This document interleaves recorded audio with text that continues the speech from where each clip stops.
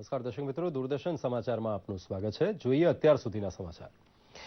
ઉત્તરાખંડમાં કોંગ્રેસને સત્તા પરથી પછડાટ આપ્યા બાદ ભાજપ હવે રાજ્યમાં મુખ્યમંત્રીની પસંદગીમાં જોતરાઈ ગઈ છે। કેન્દ્રીય ભાજપ નેતૃત્વ તરફથી નિયુક્ત બંને નિરીક્ષક નરેન્દ્ર તોમર અને સરોજ પાંડે આજે દેહરાદૂનમાં વિધાયક દળની બેઠકમાં મુખ્યમંત્રીના નામ અંગે ધારાસભ્યોના મંતવ્યો લેશે। જે બાદ ભાજપના રાષ્ટ્રીય અધ્યક્ષ અમિત શાહને રિપોર્ટ સોંપાયા બાદ મુખ્યમંત્રીના નામ અંગે નિર્ણય થશે।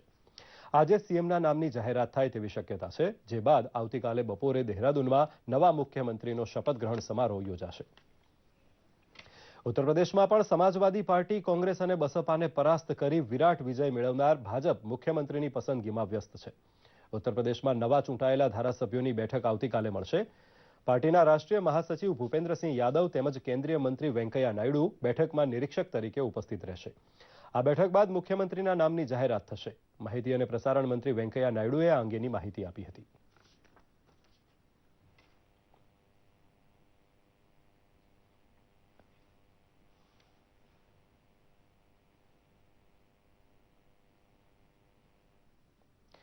પાટનગર ગાંધીનગર ખાતે દુબઈ ચેમ્બર ઓફ કોમર્સના પ્રતિનિધિ મંડળે ચેરમેન માજીદ સૈફ અલ ગુરેરના નેતૃત્વમાં મુખ્યમંત્રી વિજયભાઈ રૂપાણીની મુલાકાત લીધી હતી।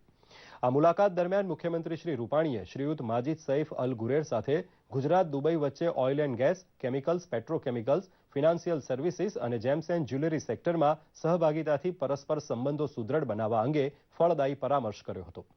આ ઉપરાંત મુખ્યમંત્રીએ પ્રતિનિધિ મંડળને ધોલેરા તથા પોર્ટ લેડ ડેવલપમેન્ટની વિશેષતાઓથી પણ વાકેફ કર્યા હતા। મહત્વનું છે કે વાઇબ્રન્ટ સમિટ 2017માં યુએઈ પાર્ટનર કન્ટ્રી રહ્યું હતું। હાલ આ પ્રતિનિધિ મંડળ વેપારિક અને આર્થિક સંબંધોને વિકસાવવાના હેતુસર ભારત અને ગુજરાતના પ્રવાસે છે।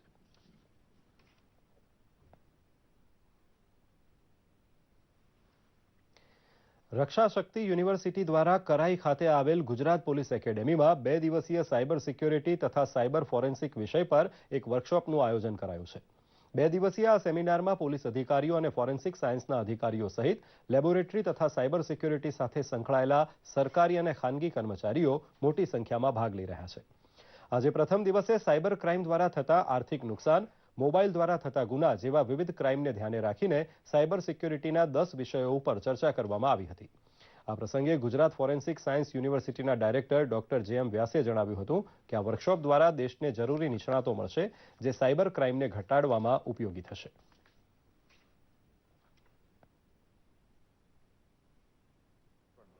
અમુક નિષ્ણાંતો જે લોકો એમાં ખૂબ સારું અભ્યાસ કર્યું છે, ખૂબ સારું રિસર્ચ કર્યું છે, સાયબર સિક્યુરિટી જોડાયેલા તમામ ગવર્મેન્ટ અને નોન ગવર્મેન્ટ સંસ્થાઓને સંપર્ક કરી અહીંયા ગુજરાત પોલીસ એકેડમી કરાઈ ખાતે જે કોન્ફરન્સ યોજવામાં આવ્યું છે, 10 અલગ અલગ વિષયો ઉપર નિષ્ણાંતો આવીને 2 દિવસનું આ એક કાર્યક્રમનું આયોજન આપણે કર્યું છે।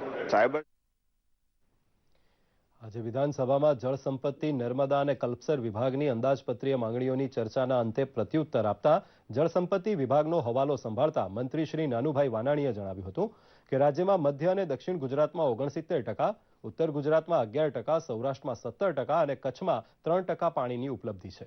મંત્રી શ્રી વાણાણીએ જણાવ્યું કે વિવિધ 25 યોજનાઓના કામો પૂર્ણ કરી રાજ્ય સરકારે પાણી બચાવવા માટે અને વધુમાં વધુ ખેડૂતોને સિંચાઈનો લાભ આપવા અંગે કટિંગ કેનાલનો નવો કોન્સેપ્ટ દાખલ કર્યો છે।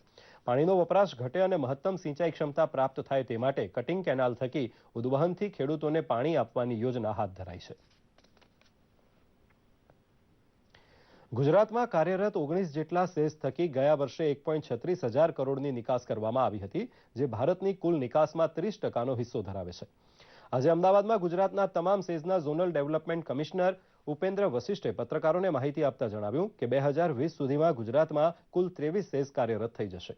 તેમણે આવનારા સમયમાં ગિફ્ટ સિટી ખાતે વધુ એક વિકાસ થવાની શક્યતા જણાવી હતી। તેમણે જણાવ્યું હતું કે ગુજરાતમાં gift city says global business hub તરીકે ઉભરી રહ્યું છે। સેઝના માધ્યમથી ગુજરાતમાં 75,000 લોકોને રોજગારી મળી રહી હોવાની માહિતી પણ શ્રી વશિષ્ઠે આપી હતી। તો આ સાથે જ આ સમાચાર બુલેટિન અહીં સમાપ્ત કરીએ છીએ। નમસ્કાર।